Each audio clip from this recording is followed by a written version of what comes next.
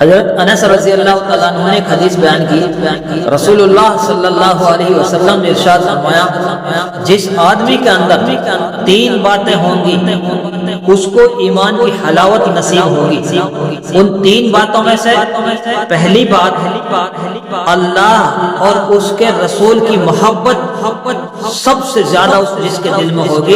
اس کو ایمان کی حلاوت نصیب ہوگی۔ دوسری چیز جب دشمنی کرے تو اللہ کے لیے کرے، محبت کرے تو اللہ کے لیے کرے۔ محبت میں اس لیے کر رہا ہوں کہ یہ نمازی ہے، متقی ہے، پرہیزگار ہے، یہ قرآن کی تلاوت کرتا ہے، دین کے کاموں میں جڑتا ہے، اچھی باتوں کو لوگوں کے لیے کہتا ہے، بری باتوں سے منع کرتا ہے، اس لیے مجھے اس سے محبت ہے۔ اور دشمنی اس لیے ہے کہ یہ برا کام کرتا ہے، یہ برا کام کے لیے ان کے لیے مدد کرتا ہے یا ان کے لیے